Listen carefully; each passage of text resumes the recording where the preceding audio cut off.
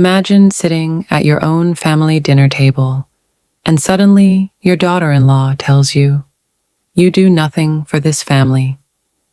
That's exactly what happened to me. But the truth that came out later shocked everyone. The long oak dining table gleamed under the warm light of the chandelier.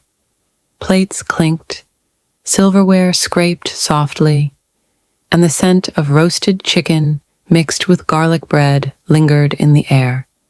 It should have been a peaceful family dinner, a rare evening where everyone was together, but an unspoken tension floated in the room like smoke no one could ignore. I sat quietly at the far end of the table, the way I always did. My place was not really set by anyone. I had made it mine after years of repetition. I wasn't the head of the table, nor the center. I was just there, present but invisible. My son Daniel sat in his usual seat, next to his wife, Clara. Across from them, their teenage daughter, Emily, tapped at her phone under the table, pretending to pay attention. On the other side, my younger son, Michael, tried to lighten the atmosphere with small talk about work, though even he seemed wary tonight. For a while, it was almost normal. Laughter came in little waves. Glasses clinked in polite toasts. But then Clara, my daughter-in-law, set her fork down a little too firmly, as though the weight of her thoughts had become unbearable. She looked directly at me, her lips tightening before the words escaped. "You never contribute anything to this family." The words fell like a knife on the table. The clattering conversations died. Forks hovered mid-air. Even Emily lifted her eyes from her phone, startled. My breath caught, but I didn't speak. For 64 years, I had lived a life of silence, more than sound, of giving more than asking. Yet, in that moment, my silence was branded as guilt. The heat rose to my cheeks, though not from shame, rather from the raw wound that had been opened in public. Daniel's face went pale. "Clara," he muttered in a warning tone, but she didn't stop. "No, Daniel. Someone needs to say it. Every day I cook, I work, I pay bills. I make sure Emily has what she needs. You do your share too. But what does your mother do? She just sits, eats, sleeps, watches TV. She doesn't help with anything. She doesn't contribute to this family. She doesn't even try." Her voice was sharp, every word meant to cut. I kept my hands folded in my lap, but inside, memories stirred, memories she knew nothing about. It is easy to judge what one sees, much harder to understand what one does not. Clara had only known me for 15 years, since the day she married Daniel. She knew me as the quiet woman who lived in the spare room, whose footsteps were soft, whose presence was often overlooked. She did not know the decades before her, decades I had given everything I had. I was 23 when I married my late husband, Richard. We had little then, but we built our life from nothing. Every morning I rose before dawn, cooked for him, managed the home, stretched every coin until it multiplied. Richard worked 2 jobs, but there were times when we barely had enough for food. I sewed clothes from scraps. I took in laundry from neighbors. I walked miles to clean houses so that Daniel and Michael could have shoes for school. I never complained. Sacrifice was not my burden. It was my love. When Richard fell ill in his 50s, I nursed him for years until he passed. I sold my jewelry to cover his hospital bills. I sold the house we had saved for, moving in with Daniel so he wouldn't drown in debt. And when Clara married him, I stepped aside, never interfering, never demanding, never reminding anyone of what I had given. Because that is what mothers do. They give and give until they disappear.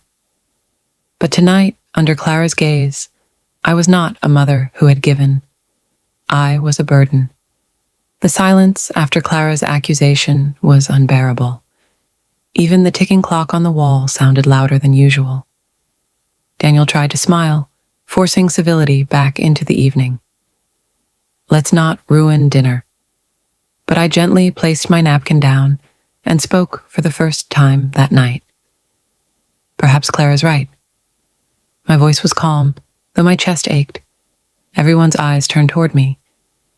I had spoken so little in these gatherings that my words often carried more weight when I did. I am old now. My body doesn't move as it once did. My hands are not as quick. Perhaps I don't contribute in ways that are visible. But that doesn't mean I have never contributed. Clara crossed her arms, unyielding. We're not talking about the past. We're talking about now. Her words stung. Not because she was wrong, but because they erased a lifetime in a single sweep. Michael leaned forward, his voice steady but protective. Clara, that's not fair. Not fair? She shot back. Do you know how much rent costs? How much electricity, groceries, everything? I'm the one managing it all. Your mother just sits there like a guest. If she were helping, I'd never say a word. But she doesn't, and someone has to speak the truth. Daniel rubbed his forehead, shame written on his face. Emily, caught in the tension, quietly put her phone away. For once, her teenage indifference broke under the weight of what was happening. I wanted to disappear, not because Clara was wrong about my current state, but because I realized my invisibility had finally turned into resentment. That night, after dinner ended in icy silence, I returned to my room. The walls seemed to close in on me as I sat on the edge of my bed. On the dresser, an old wooden box waited. Inside were photographs, letters, little mementos of a life no one asked me about anymore. A faded picture of Daniel at age 5, holding his school certificate with pride. He didn't remember how the electricity had been cut off that month, and how I stayed awake the entire night, sewing for neighbors to pay the bill, just so he could go to school the next day with clean clothes. A photo of Michael's birthday cake, lopsided, homemade, decorated with candy I had bargained for at the market. He had smiled so widely, never knowing I had gone hungry that week to afford it. The hospital bill receipt from Richard's final days. I had sold my wedding bangles, the last memory of my youth, to keep him comfortable for a few more months. Tears blurred my eyes. To Clara, I was just a quiet, aging woman who contributed nothing. She did not know that the very house she lived in, the very family she was a part of, existed because I had carried it on my shoulders for decades. But perhaps that was my mistake. I had chosen silence. I had never told my children what it took to keep them alive, safe, and thriving. I thought a mother's sacrifices should remain invisible, like the roots of a tree. Yet, tonight I wondered, had my silence robbed me of my worth in their eyes? The next morning, the house was heavy with silence. Clara avoided me as if I were a shadow in the hallway. She moved around the kitchen briskly, her heels tapping like small hammers on the tile floor. Daniel left early for work without much conversation, perhaps out of shame for the night before. Michael, however, knocked softly on my door. "Mom?" I opened it, surprised to see him holding 2 mugs of coffee. He smiled faintly. "Thought you might need this." I invited him in, and he sat at the edge of my bed like a boy again, though now he was a grown man with lines of responsibility on his face. "Don't listen to Clara," he said firmly. "She had no right to say what she did." She spoke what she felt, I replied softly. And perhaps what she feels is not wrong. I don't help much anymore. I've become a weight on this family. Michael set the coffee down and looked at me with sharp eyes. Do you think I've forgotten, Mom? Do you think Daniel has forgotten, even if he doesn't speak up? We remember. We know who kept us alive when Dad's paychecks barely covered rent. We know who stitched our clothes, who walked miles just so we could eat. You were everything. You still are. My lips trembled, but I stayed quiet. Michael clenched his fists. Clara doesn't understand because she didn't see it. But I did. I was there, and I won't let her erase your sacrifices. His loyalty was a balm, but I also knew loyalty alone could not change the bitterness growing inside the house. Clara felt burdened. That was real. Her words, though harsh, were born from her exhaustion. Still, it hurt that Daniel, the one I had given my entire life for, had said so little in my defense. That evening, Emily knocked on my door. It startled me because my granddaughter rarely sought me out. She was 15. Her world revolved around friends, school, and a screen that never left her hands. Grandma? She whispered, peeking in. Yes, child? She stepped inside awkwardly, clutching her phone like a shield. Can I ask you something? I nodded. She hesitated before blurting out, What Aunt Clara said yesterday? Was it true? Did you really never do anything for the family? Her words weren't cruel, just innocent, curious. The blunt honesty of youth. I smiled gently. Do you believe that? She bit her lip. I don't know. I mean, you don't work. You don't cook much. You're always quiet. But she paused, eyes softening. I don't think Dad or Uncle would love you this much if you were useless. Something warmed in my heart. Emily, I said softly, there are things children don't see about their parents and grandparents. Things hidden because love doesn't always shout. Sometimes love works quietly in the background. She tilted her head. Like what? I reached into the old wooden box again and showed her a photograph, Daniel and Michael as children, standing proudly in clothes I had stitched from scraps. I made those clothes from torn fabric people threw away. Your father doesn't remember, but he once cried because he wanted shoes like other boys. I worked until my fingers bled to buy them for him. That was my way of contributing. Emily's eyes widened. Really? I nodded, pulling out another photo. Richard in a hospital bed, my hand holding his. I sold everything I owned so your grandfather could have medicine. I moved into this house not to take, but so Daniel wouldn't drown in debt.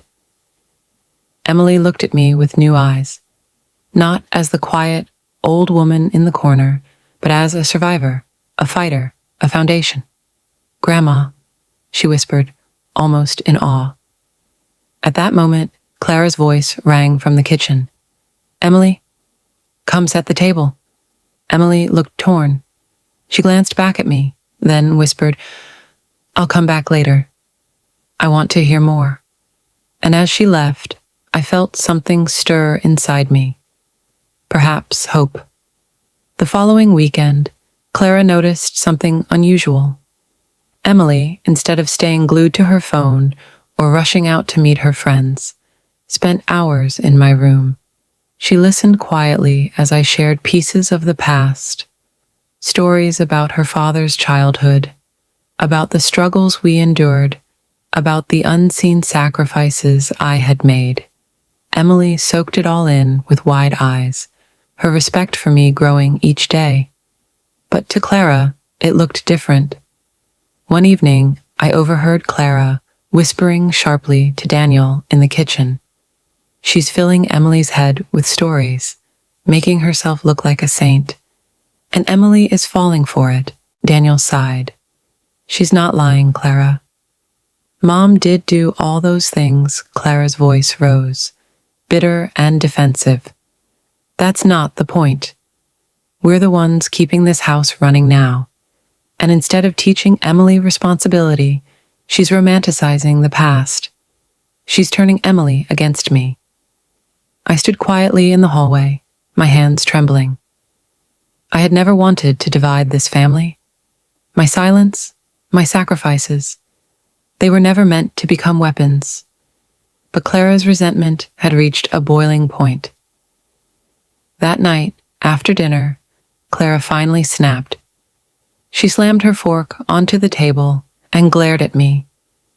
"This can't go on," she said. "I've tried to be patient, but I won't anymore. You live in this house, eat our food, use our electricity, and what do you give back? Stories? Memories? That doesn't pay bills. That doesn't put food on the table." Her words cut deeper than before because they were spoken with finality. Michael immediately stood. "Clara, stop this. You have no right." "Yes, I do," she shouted back. "I'm the one who manages this house day and night. I'm the one who cooks, cleans, works, and keeps it standing. And I'm sick of being treated like the villain because I speak the truth. If she can't contribute, she shouldn't stay here." The table froze. Emily's face went pale. Daniel's fork clattered against his plate. And I sat perfectly still, my dignity the only shield I had left. All eyes turned to Daniel. Clara's demand had been clear. She wanted me gone. "Daniel," Clara pressed, her voice trembling with frustration. "Say something. Don't just sit there. You know I'm right." Daniel's jaw tightened. He looked at me, then at his wife. The man I had raised, the boy I had once fed with my own hands, the son I had sacrificed everything for, could not meet my eyes. "Clara," he began, his voice weak. "This isn't the time. It's exactly the time," she snapped. "I can't live like this anymore." Emily broke the silence, her young voice shaking. "Mom, stop. You don't even know what Grandma has done for this family. You only see what she doesn't do now, but you don't see what she already gave up for us. For you." Clara turned on her.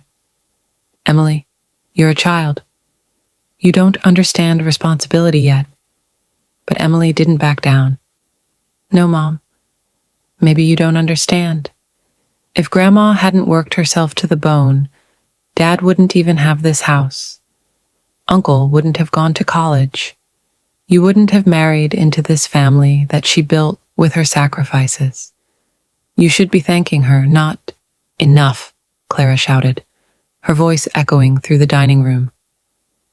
Tears burned in my eyes, not from Clara's cruelty, but from Emily's courage. My granddaughter had spoken words my sons never dared. Michael's face was red with anger. "Daniel, if you don't say something, I swear." But Daniel lowered his head, whispering, "Clara, maybe we should think about what's best for everyone."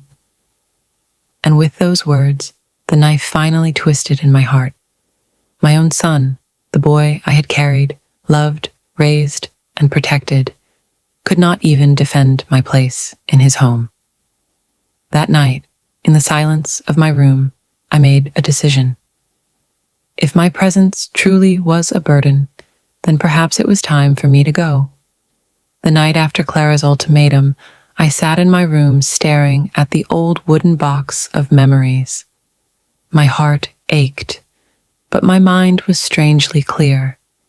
If I was only a burden, perhaps the kindest thing I could do was to free them of me. Quietly, I pulled out an old suitcase from the closet.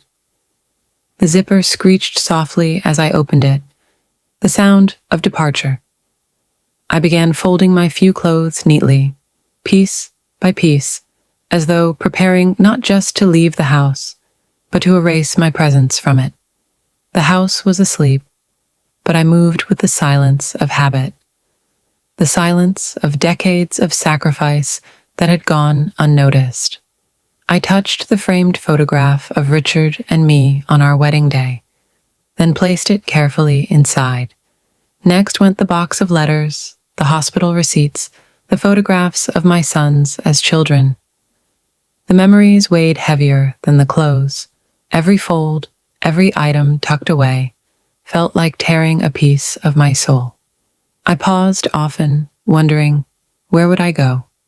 I had no savings left, no relatives close enough to take me in. Perhaps a shelter, perhaps a small room somewhere cheap. Anywhere would be better than being unwanted in the house I had given everything for.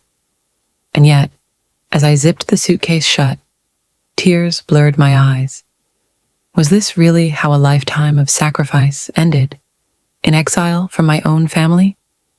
The next morning, just as the sun painted the curtains gold, my door creaked open. Emily stood there, her school bag slung over her shoulder. Her eyes fell on the suitcase. She froze. "Grandma, what are you doing?" I tried to smile, forcing calm into my voice.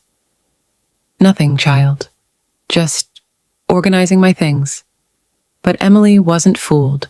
She rushed inside, shutting the door behind her. "You're leaving, aren't you?" I sighed. "It's for the best, Emily.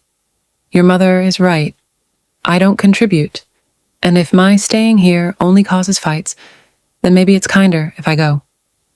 Emily's eyes filled with tears. "No, you can't go. Grandma, you're the heart of this family. Mom just doesn't see it yet. But I do. Uncle does. Even Dad, he's just too scared to speak against her. But if you leave, it'll break everything apart." I touched her cheek, brushing away her tears. "Sweet child, sometimes love means stepping away, not holding on. This family belongs to your parents now." My season has passed, but Emily shook her head fiercely. "No, you don't get it. If you leave, I'll leave too. I won't stay in a house where the person who built it isn't welcome." Her words pierced me. This child, so young, was willing to fight for me when even my son had not. "Emily, don't say such things. I mean it," she cried. "Grandma, please, don't go. If you go, I'll never forgive them." Before I could respond, the door suddenly opened wider. Daniel stood there, his face pale, his eyes fixed on the packed suitcase. The silence was heavier than ever. "Mom," he whispered, his voice cracking. "You were really going to leave?" I looked at him, my heart torn. What choice do I have, Daniel? If my presence destroys the peace of your home, then maybe my absence will save it. Daniel stepped forward, his eyes glistening. For the first time in years, he looked not like the grown man who ran a household, but like the little boy who once clung to my sari, begging me not to leave him at school. "Mom," he whispered again, "I can't let you go." Daniel stepped into my room, his shoulders heavy, his face pale. He looked from the suitcase to Emily's tear-streaked face, then finally to me. "Mom," he said, his voice trembling, "I heard what you told Emily. I heard everything, and I can't let you walk out of this house." I shook my head gently. "Daniel, your wife is right. This house belongs to you now. My presence only causes strain." But Daniel dropped to his knees in front of me, his eyes wet. "No, Mom, you don't understand. I've been a coward. I let Clara speak to you in ways I should never have allowed. I sat in silence while you were humiliated. And do you know why? Because I was afraid of conflict, afraid of choosing between my wife and my mother. But in that fear, I failed you. I failed as a son." Tears slid down his cheeks. "Mom, you gave up everything for me. You sold your jewelry, your home, your life, so I could have mine. You carried me on your back when I was weak. and I repaid you with silence. I can't live with that anymore. My chest tightened, emotions surging. For years, I had waited for these words. Not recognition, not gratitude, but acknowledgement. And here it was, raw and unpolished, dripping from his heart. Before I could respond, Clara appeared at the doorway. Her arms were crossed, but her expression was shaken. She had heard enough to know the tide was turning. "Daniel," she said coldly, "don't let guilt blind you. We still have bills to pay. We still have a household to run. Your mother may have done things in the past, but the past doesn't keep the lights on today." Daniel stood, his jaw tight, his eyes blazing. For the first time, he faced his wife without fear. "Clara," he said firmly, "don't you dare speak about my mother that way again. You think this house stands because of you? You think we're here because of your effort alone? You don't even know the half of what she's given." Clara scoffed. "Stories. That's all. Old memories." "No," Daniel said, his voice breaking. "Truth. Do you know how many nights she went without food so Michael and I could eat? Do you know how she worked her fingers bloody sewing other people's clothes just so I could have shoes for school? Do you know that this very house was bought because she sold the only jewelry she ever owned to keep me from drowning in debt? Do you?" Clara's face faltered. She opened her mouth, then closed it. "You call her useless," Daniel continued, his voice rising. "But without her, there would be no me. No us.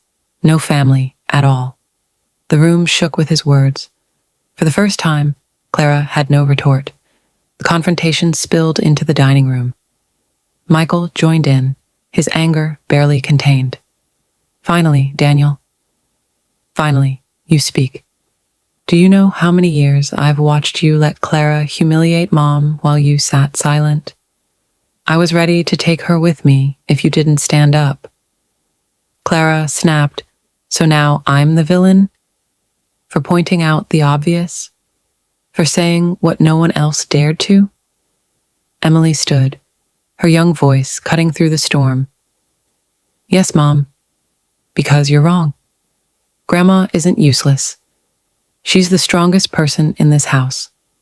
Stronger than you, stronger than Dad, stronger than all of us. And if you can't see that, maybe you're the one who doesn't belong here." Clara gasped, hurt flashing across her face. For a long moment, silence reigned. Only the ticking clock filled the air. Then I spoke, my voice steady. "Enough. I never wanted this family to break because of me. Clara, you feel burdened, and I cannot deny your struggles. Running a home today is not easy. But do not erase the sacrifices that came before you. Every generation builds on the back of the last. You stand taller, not because you are stronger, but because someone bent lower to lift you." Clara's eyes flickered with something, guilt, confusion, perhaps even shame, but she said nothing. Daniel turned to me. "Mom, please, forgive me. Forgive my silence. From now on, no one will disrespect you under my roof. This is your home. It will always be your home." Tears slipped down my cheeks, not from sadness, but from a relief so deep it felt like a release after decades of holding my breath. Emily hugged me tightly, Michael stood proudly by my side, and Daniel bowed his head, broken but mending. And Clara looked away, silent at last. The house felt different after that night. Daniel had finally stood up, Michael was openly protective, and Emily clung to me with newfound devotion. But Clara? She moved through the house like a ghost, carrying her own storm. She still cooked, still managed bills, still kept her routines, but there was a stiffness to her now. She avoided my eyes, avoided conversation. Her pride had been wounded, but somewhere beneath that hardness, guilt was beginning to flicker. One afternoon, as she folded laundry at the table, she spoke without looking at me. "You make them all love you so easily." I paused, unsure whether it was accusation or confession. "I work every day," she continued, her hands shaking as she smoothed a shirt, "and no one notices. But you, just a few stories, a few tears, and suddenly you're a saint." Her words stung, but I saw something deeper in her face. She was not just angry. She was tired, worn, lonely. Quietly, I said, "Clara, love is not a competition. You are seen even if you feel invisible. Your struggles are real. But remember, you chose to build this home, just as I once chose to build mine. Sacrifice is not meant to be measured against another's. It is simply the price of love." Her eyes glistened for a moment, but she quickly blinked the tears away and stood. "I don't need lectures," she muttered, leaving the room. And yet, for the first time, I sensed her anger was cracking. It happened 2 weeks later. I was in the garden, watering the small row of roses I had planted years ago, when suddenly the world tilted. My chest tightened, breath shortening, pain shooting down my arm. The watering can slipped from my grasp. I tried to call out, but my voice failed. My knees buckled, and I fell against the soil. "Grandma!" Emily's voice pierced the haze. She had been watching from the window and came running. "Dad! Uncle! Mom!" The world blurred as footsteps thundered around me.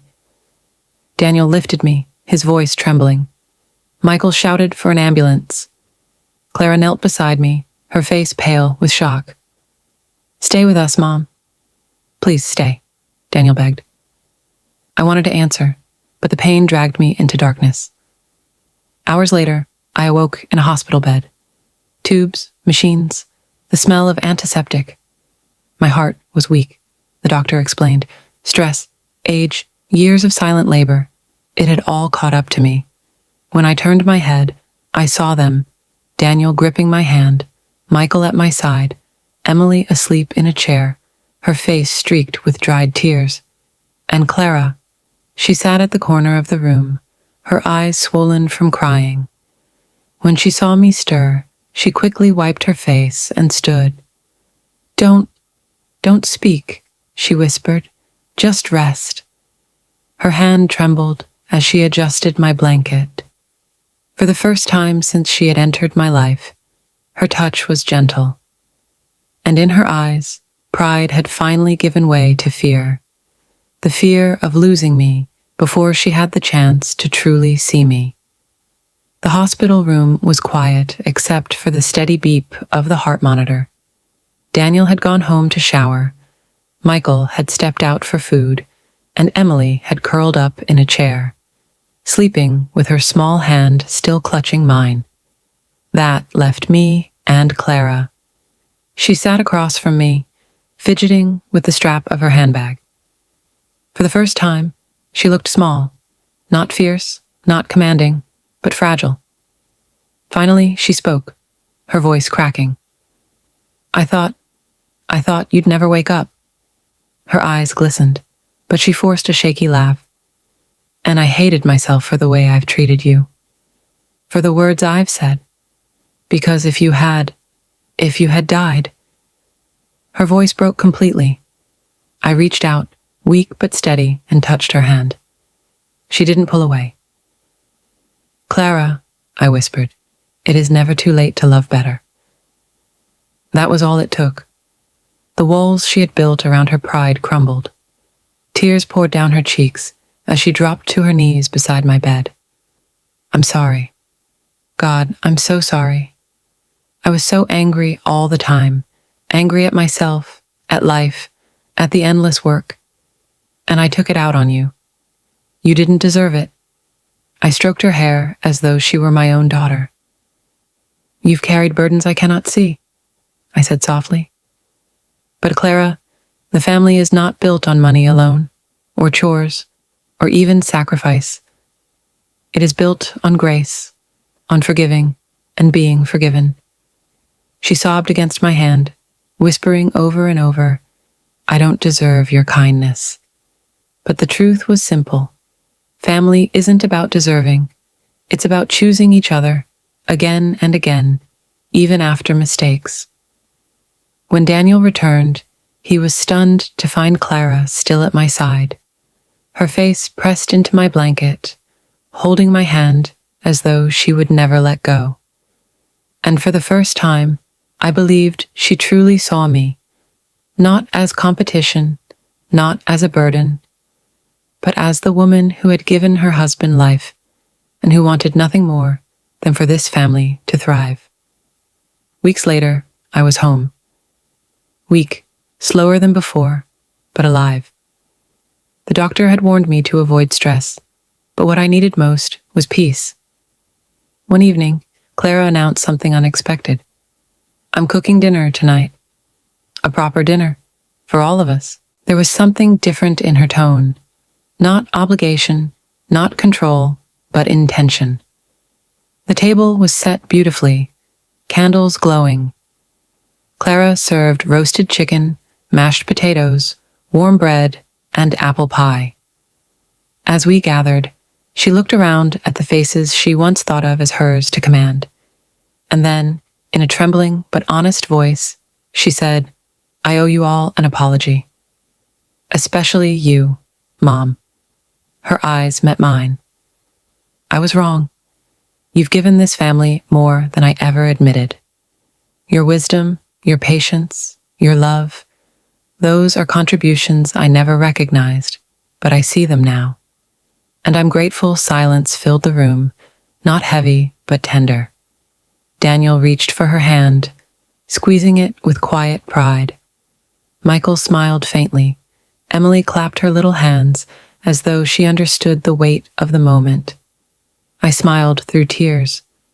"Clara," I said, "what matters is not the mistakes we've made, but the love we choose today." And that night, for the first time, the family truly felt whole. We laughed, we shared stories, and for once, no bitterness lingered in the air. It was not a perfect ending, it never is, but it was a beginning. And as I looked around the table, I realized that perhaps my greatest contribution was not the years of sacrifice, not the wisdom or the meals or the stories. It was simply being here, choosing to love, again and again. Years passed more quietly after that night. My health never fully returned to what it once was, but in truth, it didn't matter. What mattered was the peace that had finally settled into our home. Clara changed, not overnight, not perfectly, but steadily. Her sharp words softened, her pride loosened, her heart opened. She began to share her struggles with us, instead of hiding behind anger.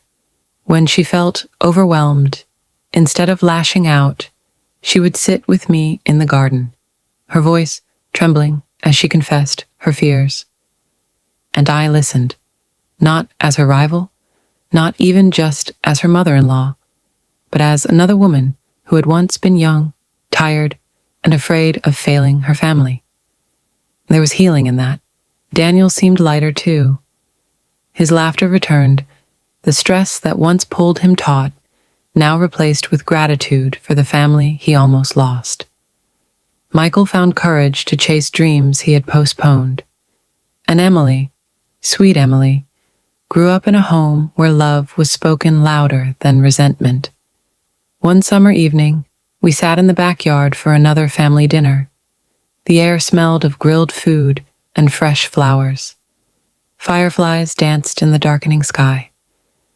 Emily, now older, leaned against me as I held her close. "Grandma," she whispered, "do you know what I'm going to remember forever?" I smiled down at her. "What's that, love?" "That night when you got sick," she said seriously, "because it was the night Mom changed. It was the night our family got better. Her innocence pierced me with both pain and pride. Out of suffering, something beautiful had grown. Clara, who had been setting dessert on the table, paused. She looked at Emily, then at me. Slowly, she came forward and rested a hand on my shoulder. "She's right," Clara said softly. "That night changed me. And you changed me, Mom. You taught me that love isn't about keeping score. It's about showing up even when it hurts." I'll never forget that tears filled my eyes, not of sadness, but of joy. Looking around at my family, I realized the truth at last. My contribution had never been invisible. It had been the foundation, the silent strength, the glue that held them all together. And as laughter rose around the table, as plates were passed, as fireflies danced in the warm night, I finally felt the peace I had been longing for. Not because I was recognized, not because Clara had apologized, but because, at last, love had won.